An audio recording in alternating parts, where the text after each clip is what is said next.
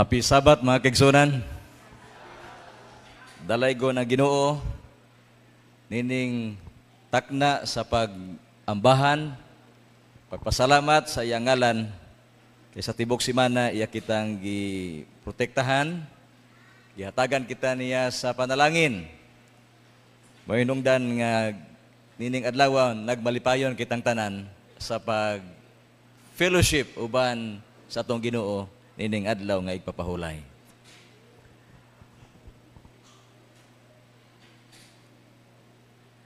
Kumusta mo mga kaigsuonan? Are you happy or sad? Happy. Okay? Ug mao kana ako ang mission nga ika-accomplish nining nga kabuntagon, to make you happy while waiting for the coming of the Lord. Amen? Nasayod kita sa mga panghitabo karon sa atong palibot. Kini nagapahinumdom kanato nga ang Ginoo sa di madugay magabalik. Sumala pa ni Ellen G. White sa Evangelism page 219, the Lord is coming. We hear the footsteps of an approaching God. Pagkanindot. Duha ka dagko nga mga panghitabo karon sa kalibutan nga nagapasidaan nga dool na mobalik si Jesucristo. Una, kining mga natural disasters. Lunop, linog, mga kagutom, o ang sunod, kining iglesia nga na-involve sa mission rising powerfully sa pagduso sa buhat sa Ginoo. Salamat mga kaigsuonan sa ngalan sa Central Visayan Conference Leadership niining tuiga dako atong kalipay sa pagpahibalo kaninyo nga niining mga pitsaha niabot na ta sa 5,100 plus nga baptism.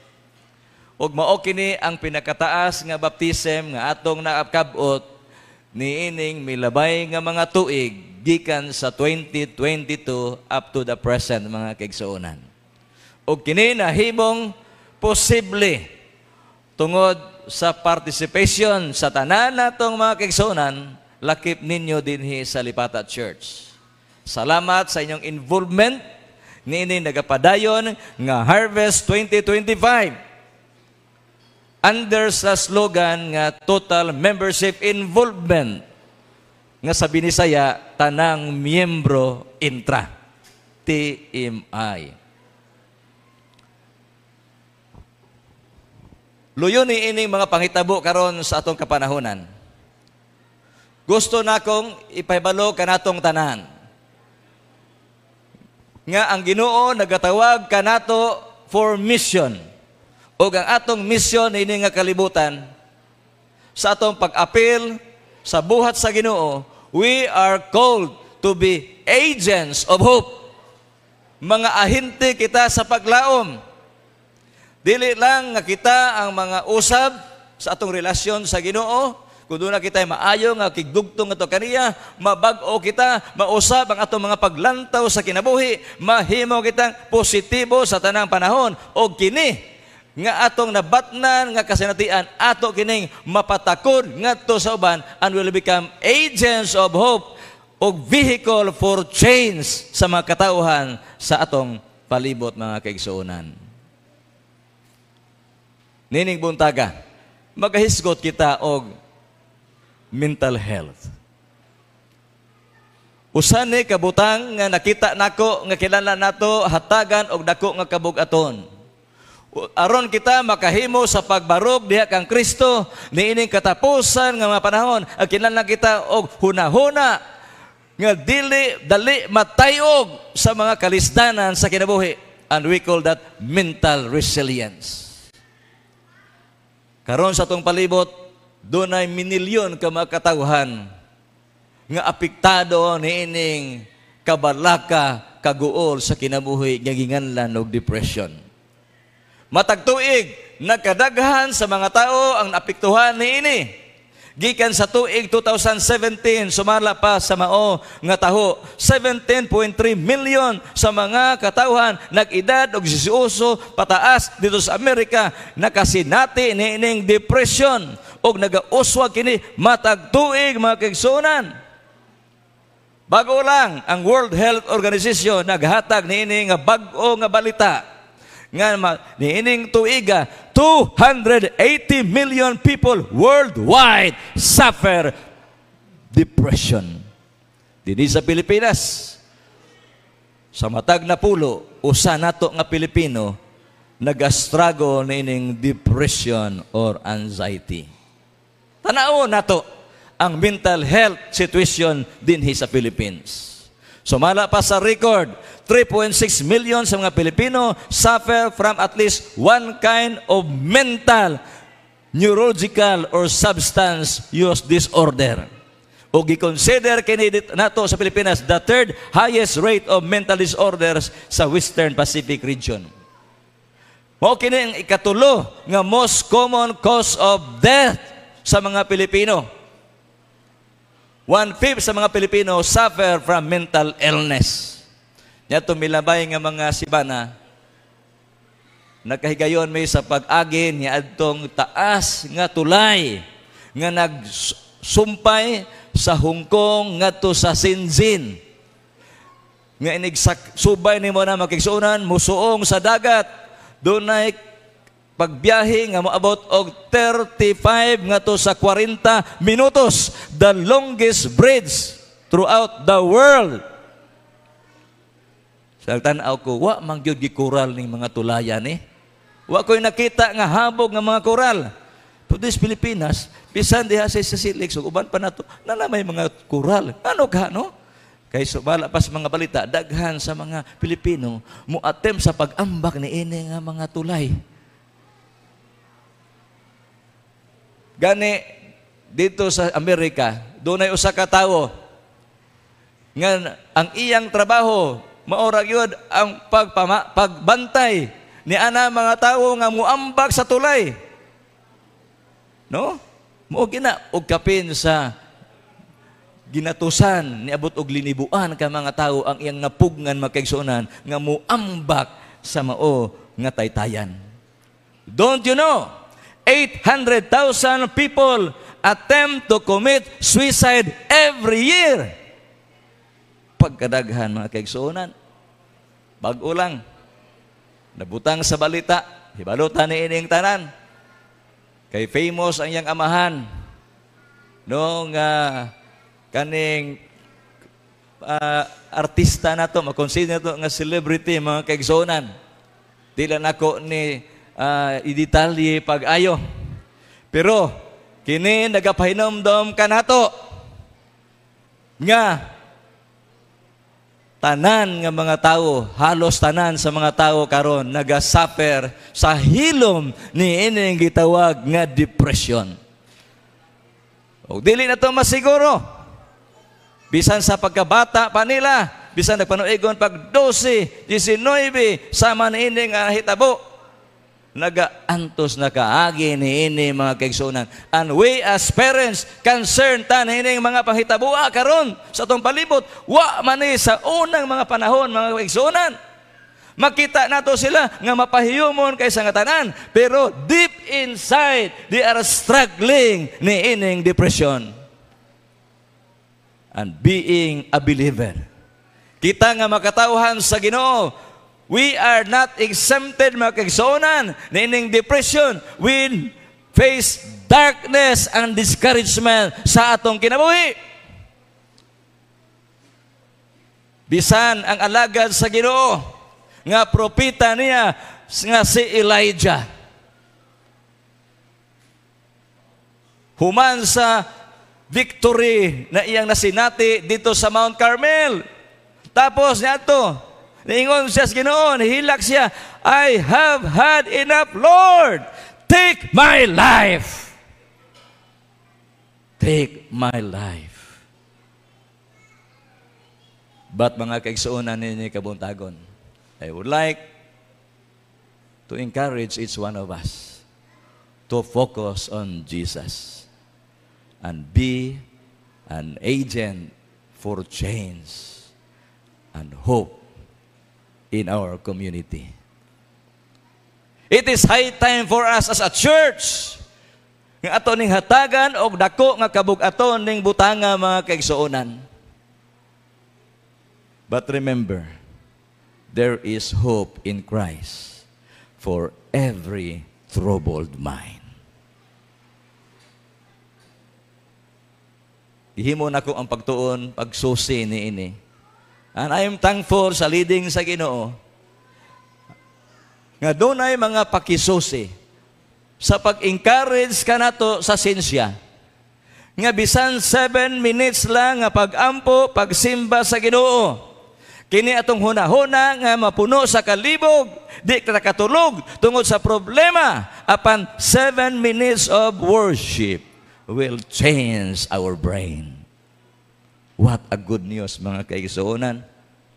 Unsa nga parte sa atong utok nga ang Ginoo makikistorya kanato sa diha nga mo pray ta niya. Kana nga bahin gitawag siyag cingulate cortex. Diha i-process ang atong pag-worship sa Ginoo mga kaigsuonan.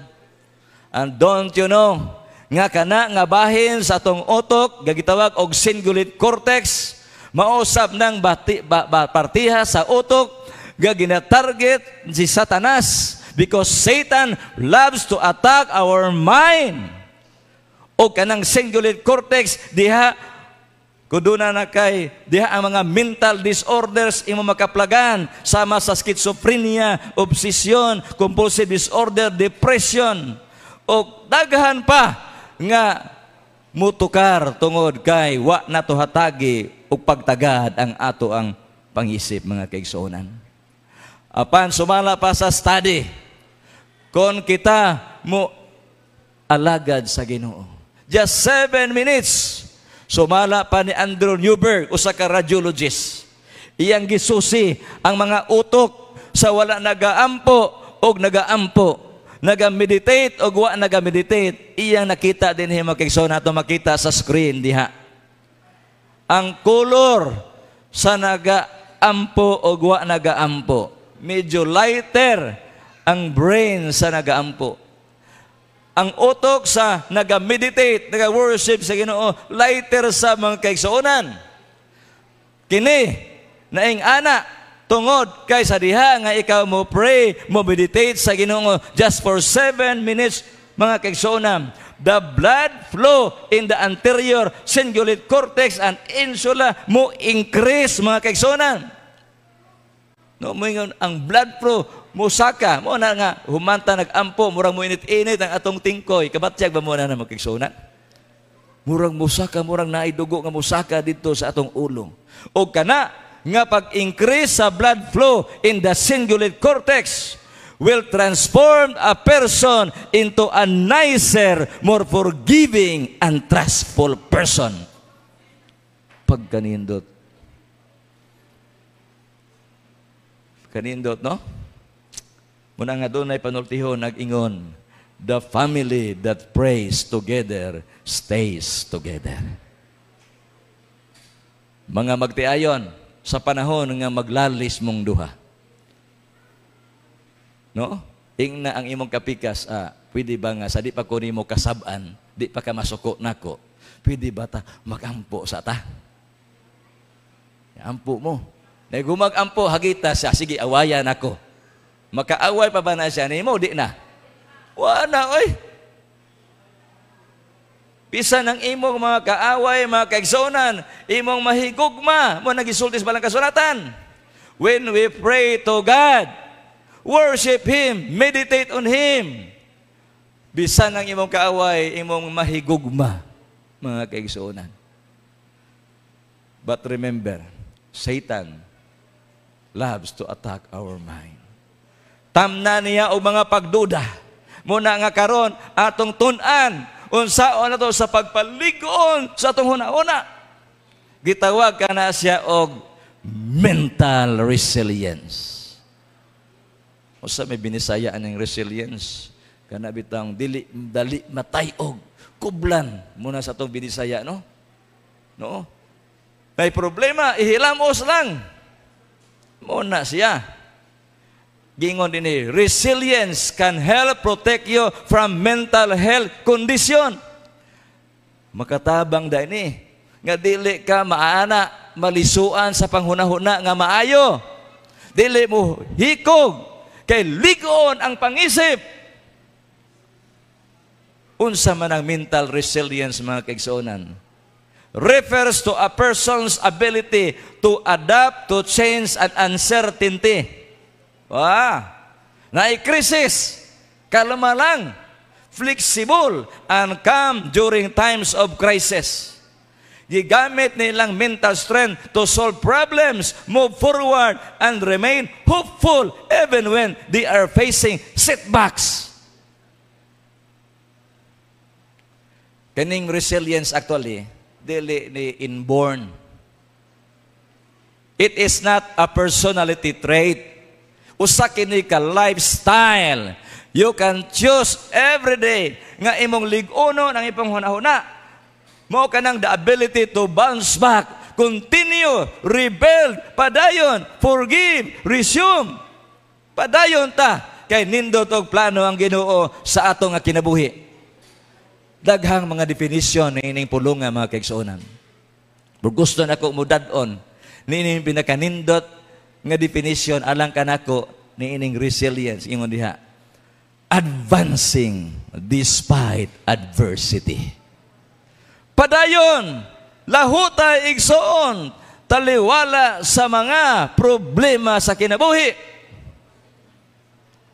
Doon ay upat ka mga pamaagi.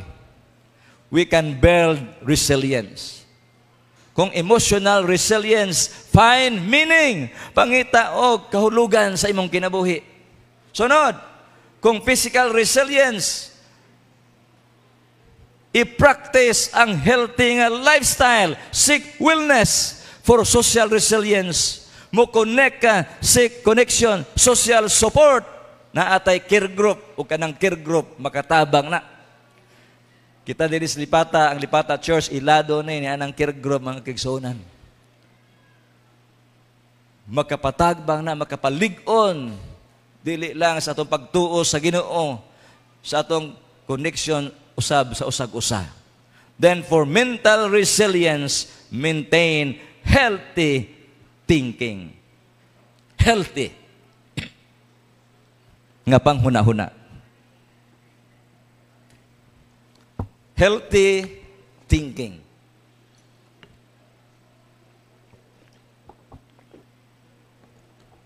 Now, ang mga psychologists, mga psychiatrists, social science, mga kaigsuonan, nasibot sila ning bahina. Ilang gitun-an, unsaon sa pag-build up, pag-nurture sa atong mental resilience. Nya naa dinhi paradigm nga akong i-share ninyo. Gipoint diha nga ang optimism importante sa nga tanan. Kini, nindot ni. Diya. Ligon ang imong resilience, kublan ka, kung naay problema, maka-bounce back ka, di kadali ma-depress, kung naa ka ni ini, tunaan na nato ning naas-taas, usa man na, optimism. Optimism. Muna ang nakita nga number 1 nga strategiya, mga kaigsuonan, nga makabarog ka sa mga problema o mga kristanan sa kinabuhi. Ug ako ning tawgo na ining butaga, faith-based optimism. Ang paagi nga manurture ang atong mental resilience for troubled times. Gingon ko na, nagpuyutan ining panahon nga dili pandemic sa balatian, apan pandemic sa sakit sa huna-huna. Ug dapat ta dili matakdan ining mga panahon na makigsuonan aning mga sakita. But na nato ang pagka-positibo, optimistic, faith-based optimism. Ang depression maingon, there is no way out.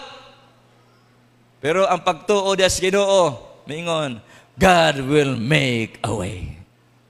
Di ba? Mingon imong kahadlok, I can't, di yun ako na mahimo. Pero di yun, lisod. Pero kung doon na kay pagtuo sa Ginoo, magaingon ikaw, I can do all things through Christ. Tatong ko kamo sa sugilanon, sa 12 ka mga espiya. Sa dito na sa Cadiz, Barnea, human sa pila ka mga adlaw sa ilang biyahe, gikan sa Ehiptong. Niabot sila sa punto nga diin, i-consider sa Ginoo ang ilang proposal sa mga Israelites nga magpadala og 12 spies dito sa land of Canaan. 12. Apanasayod ta nga ang napulo ni ini. Human sa 40 ka mga diyas ni hatag sila og bad report sa land na ilang nakita. Ingon nila, niabot mo dito atong dapita, og tua dito amo nakita ang mga higante. And we are like grasshoppers before their sight.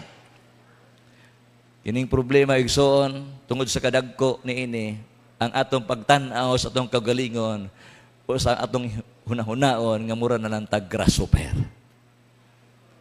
People of God, kabalota nga gilalang kita sa image of God, and now atong tawgon atong kagalingon nga like grasshopper. Kamo mo sugot mo ana nga mura na lang mo og apan-apan. Kung naa ka sa depression, dili nimo masayran mga kaigsuonan. Nga muhatod ni ana nga mga panghuna-huna. Lig-uno nato ang atong hunahuna nining buntaga. Ug mupunting ta niya nang lahi nga espiritu nga taliwala sa mga negative nga mga pressures. Ni si Caleb og si Joshua nga nag-ingon, let us go up at once and possess it, for we are able to overcome it. Apan ang mga tao nga napulo kabuok nang nihatag og negative reports, ingon, we will not be able to go up against the people, for they are stronger than we. We are like grasshoppers before their sight. Unya kung kamo ang naa atong panahon na, nadungog ninyo ang mga nga balita. Ang hitabo mauni, kasagaran na diskuryo. Nang hilak ang kadaghanan, o naingon sila, ni-complain sila, may pagmamatay ta dito sa Ehipto. May pagmamalik ta dito. Nga ano man ang ipaabot pata dining dapita, unya mo, di madali gihapon ta makaabot anang kanaan nga gisaad sa Ginoo.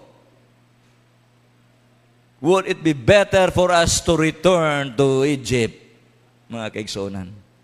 Ug kini, wala mo hatag og kalipay sa Ginoo.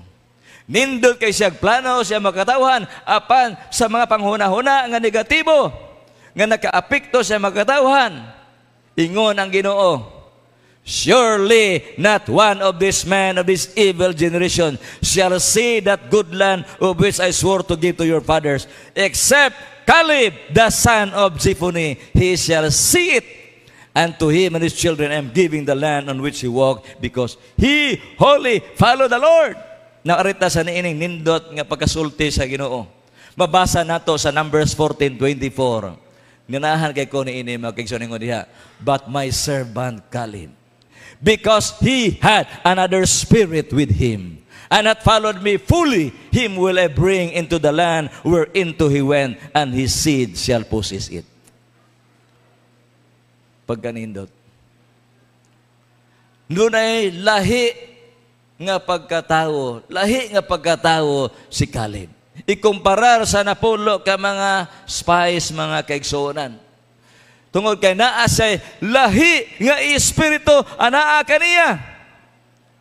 Unsa man ang espirituha nga naa kaniya. Atong hinumduman, wa ni nag-refer sa Holy Spirit mga kaigsuonan. Kay before pa man ni sa Pentecost.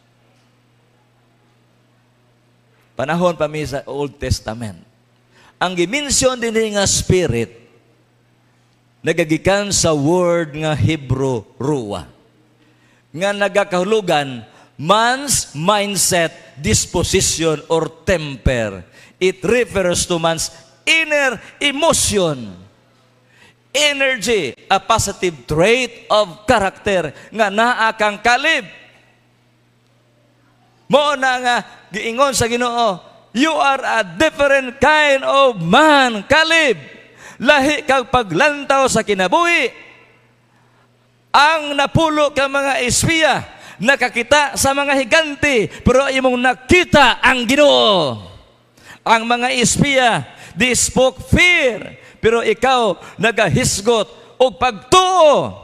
Ang napulo ka mga espiya, nagtanom og mga pagduda. Apan ikaw nagahatag og inspirasyon ngadto sa mga katawhan. Mao ka na makigsuonan. Nga giingon sa Ginoo, lahi ka nga pagkatao, Caleb. You are optimistic, courageous. Therefore, because you wholly followed me, I will bring you into the land whereinto you went, and your seed will possess in that land. Bantayin mga kaigsuonan. Nga kung ato ning batnan nga espiritu nga naa kang Caleb, bisan og matigulang naka, naara na gihapong espirituha kanimo.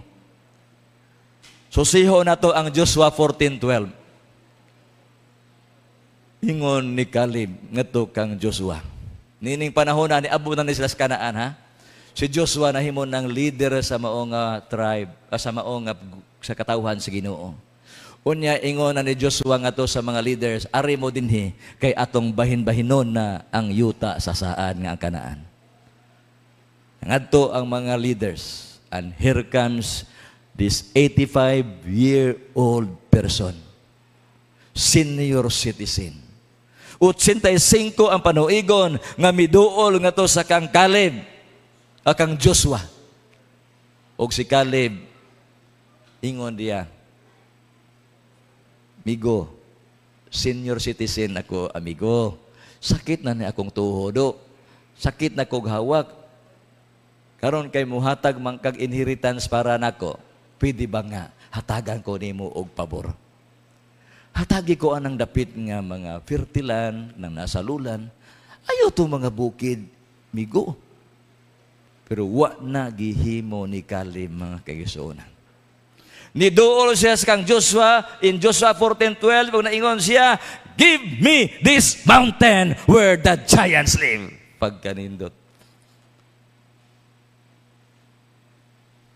Kining pagka-positibo mga kaigsuonan, subala pa ni Ellen G. White, it was no desire for honor ag aggrandizement. Wa na niya gisulti sa pagpahinambog makigsunan. Unsa may kapahinambog, tigulang na siya. Pero gusto niya ipasidaan, ipahimangno sa mga katawhan sa Ginoo nga with God nothing is impossible mga kaigsunan. Faith never retires. It grows stronger with age. Nga magkatiguang ka sa imong pagtuo sa Ginoo, the more ka nga kublan, mentally resilient, di madutlan sa makristanan. Because you put into account the power of God. Because with God, nothing is impossible, mga kaigsuonan. Ingon Ellen G. White, those who rely wholly upon the Lord will be strong in God's strength. Anong mabalaka man ta? Mabalaka lang siguro ta sa atong kaugmaon if we forget how the Lord lead us in our past. So malapan Ellen G. White, ingon siya, sa nagatan-aw ko sa dagang sa buhat sa Ginoo, mga panghitabo karon sa panahon. Ingon niya, we have nothing to fear for the future except we forget the way the Lord has lead us. Buot pasabot sa panahon nga kita magbalaka, ma-depress tungod kay we are forgetful mga kaigsuonan. Dali kitang malimot kung yun sa tas Ginoo sa pagtabang sa atong kagahapon. And we tend to be discouraged mga kaigsuonan. Atong hinumduman God's faithfulness, ang iyang past deliverance atong mga kinabuhi. Be optimistic always. Be positive. Muna kang Caleb. Let us go up at once. That is optimism. optimism. Usana ka pagpili mga kaigsuonan, it is a choice. Being happy is a choice. And my prayer this morning, nga kita sa matag adlaw sa atong pagmata, pilio na to nga magmalipayon ta. Optimistic. Ayaw huna-hunaa ang balatian. Nga hindi mata ni mo, maingon ka, asa na tong sakit sa ako ang tuong tuhod ha? Arthritis man to, natug ko gabi sakit man to. Unya karon wala man din nis pikas. Asa to padulong, nibalhin man nis wala. Naari man din nis akong hawak. Sa ing ana beta mga kaigsuonan, di ba? Ayaw. Pilia ang pagka-optimistic. Kung mutanaw ka grusas, ayaw tanawa ang tunok. Kay pessimistic, negatibo na mga kaigsuonan. Ang tao nga negatibo, makakita grusas, maingon siya, sayang ang rusas ay may tinik. O sayang nakita. Ang tunok. Pero kung ikaw positibo, optimistic, mutanaw sa rusas, maingon, salamat ang tinik ay may rusas. Kaya iyang nakita ang rusas, wa niya gisapayan ang tunok mga kaigsuonan. Tao nga negatibo mo ingon, sayang ang dunay buho. O sa iyang nakita, ang buho. Pero kung imo ng usbon, imo ng tanawon sa lain nga panghuna-huna, sa optimistic, positibo nga paghuna-huna, moingon ka, salamat, dunay dunat sa buho. Oh. Kani daing buho sa donut mga kaigsuonan. Ako ning gitun-an. Sa una di ay pagsugod, dagko gyud ay nagbuho. 1927, ang kadak-on sa buho, 1.5 inches, dako-dako. Pagka 1937, gipagamyan. Pagka 1948, ni gamay pagyod. Pagka 2017, mihimo og kausa kining ngalan nga si David Lynch, usa ka filmmaker, ilado nga tao atong panahon na, og nag-ingon siya, noted nga pinulungan, keep your eye on the donut, not on the hole. Muna dunay mga donut karon, wa nay bangag mga kaigsuonan. Aron, di na ta maghuna-huna sa buho. Huna-hunaon nato ang makaon. Mao kana ang panglantaw, panghuna-huna sa mga katawhan sa Ginoo. Dili magatan-aw ni ana mga negatibo. A child of God is an optimist person to nga tan-aw kanunay the bright side of life. Ayaw tan-awa na mga negatibo.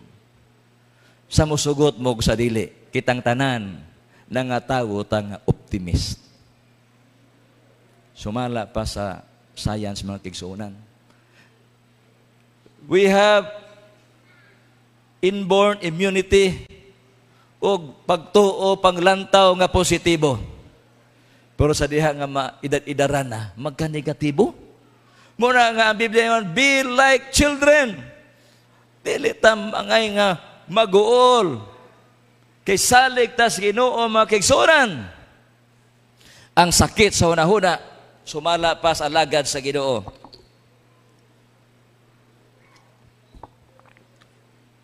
Prevails everywhere. You know, dili. Ba? Sa matag na pulo nga balatian. 9 siyam ni ana have their foundation sa hunahuna. Uy, delikado dahil, no? So, mga sakit, tungod kay naghuna-huna mga masakiton ka. Negative thoughts bring sickness. Upon a thankful heart brings healing. Pagkarindot. Muna di kita malimot nining Proverbio 17:22, a merry heart doeth good like a medicine. Sabi ninyo, nakahunahuna ko mga kaigsuonan, nga kung mag-scientist ko, o gusto ko nga madato, akong imbintuhon ng kapsula nga inig-inom nimo ni ana makakatawa ka. Aron masulubad ni. Nga inig-inom na na, sige lang kagkatawa ng isi, baka ka, ligid-ligid ka sa katawa. Aron mo live longer ka. Pero wa man pa man na tawon mga kaigsuonan, no? Pero we should thank God nga this secret to long life is available sa atong mga kamot. Lipay lang ka, then you will live happily and longer. Ingon ni Ellen White, when the mind is free and happy, it creates a cheerfulness that will react upon the whole system. Oh, takdan. Ayo ka. Wala ang sakit. Mulig-on ang imong immune system. Babay balatian. Pero negatibo ka, pag-ihap na lang mga kaigsuonan, mamatay yung kagdali. Kay ang negatibo nga panghuna-huna, mupadulong nga tos balatian, apan ang pagtuo kalipay, mag-aayo ka nato, mga kaigsuonan. Amen? The condition of the mind has much to do with the health of the body.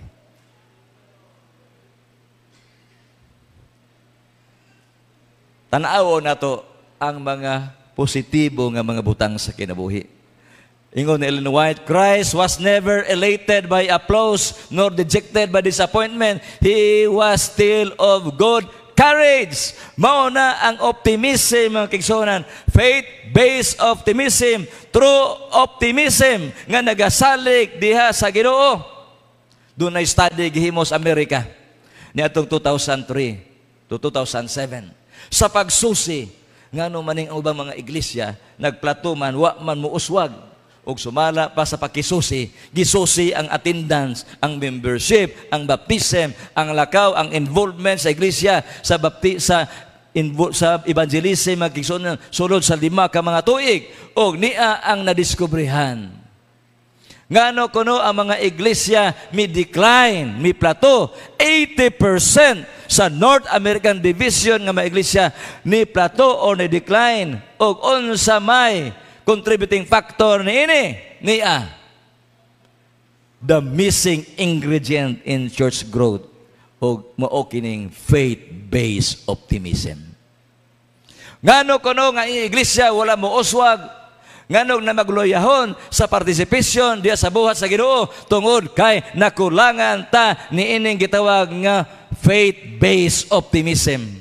A positive, healthy attitude based on hope and faith. Mao kini ang number 1 human ingredient in church growth. It is something nga naa ka nato. Yes, mga kaigsuonan, nagtuo kita ang Ginoo magatabang ka nato. Pero kini sa atong magsugod gyud diha sa atong mga huna-huna, makabaton kita og attitude nga positibo, dunay pagtuo nga dili nato tugutan ang mga problema nga mo problema nato. Let problems itself. Don't let problems you. Di ta magpapildi. Please, we should expect God's triumphant intervention. Kay kining faith-based optimism, mao kini makapahatag kanato og kalig-on sa atong relasyon sa Ginoo ug magatabang sa lakaw sa evangelism upang saksi, mga kaigsuonan. Busa angayan nga ato kining i-build up ang atong pagtuo diha sa Ginoo. Build your own faith first. Kinabuhi kana nga pagtuo, then let us pray nga kitang tanan magpositibo sa kanunay. I'm thankful nga every time mo bisita ko din sa Ilipata, daghang makausaban akong makita, mga kaigsuonan. Kini resulta kini sa pagkapositibo sa ato mga kaigsuonan ni ini nga iglesia. Di ba? Di ta makatuo nga unsa man ang lipata sa una. No? Diri suhito magyud ko dinhi kay sa estudyante pa ko sa Bisayan Academy nga karon Adventist Academy Cebu. Diri mi na-assign, mga kaigsuonan. Kanunay ko mubarog din kay high school pa ko sa kanimi elementary, praktiso na mamigwali. Diri. No, sa among Young Preachers Association. Pero sa gamay ra man kitong lipa karon nga ni tungod ni kay ang ato mga pangulo nakabaton ni ini nga pagtuo mga kaigsuonan. Alang kanatong tanan ang alagad sa Ginoo nag-ingon, we are co-workers with God who can accomplish anything. Bisag unsa kuno ato ang buhaton ug tabangan nato mahimo gina mga kaigsuonan. Because the Lord is willing to do great things for us. Great things for us. We shall not gain the victory through numbers. Dili ni padaghanay. Muna ang Harvest 2025, dili na padaghanay mga kaigsuonan o baptism apan involvement. Involvement. And baptism will follow kung involved ang tanan. We shall not gain the victory through numbers, but through the full surrender of the soul to Jesus. We are to go forward in His strength, trusting in the mighty God of Israel. Pa, prayer and faith will do what no power upon earth can accomplish. We need not to be anxious and troubled.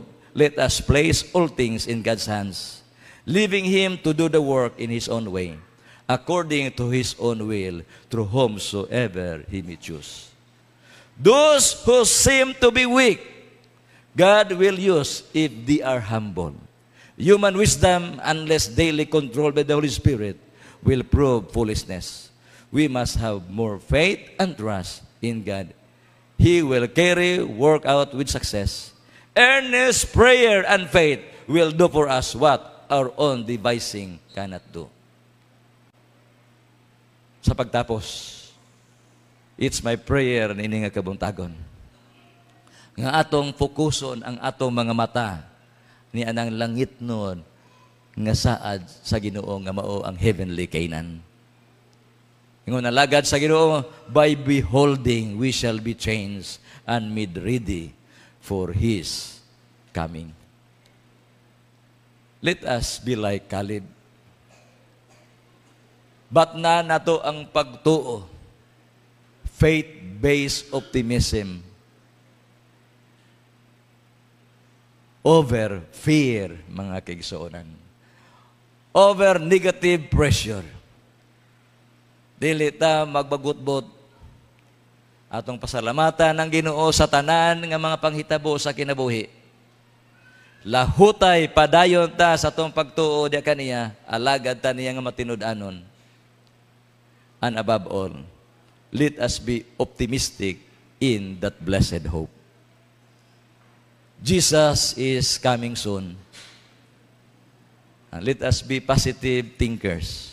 Ngayon igbalik sa Ginoo, maluwas tang tanan mga kaigsuonan. Never doubt, ayaw gyud pagduha-duha. Nga sa kadugay na sa itong pag-alaga, bingon ta nga, di masiguro ko maluwas. No. Be optimistic. Let us always look to that blessed hope with optimism that when Jesus will appear,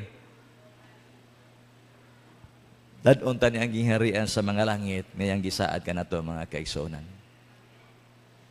Atong isalig ang ato ang mga kahingawa sa kinabuhi nga to kaniya.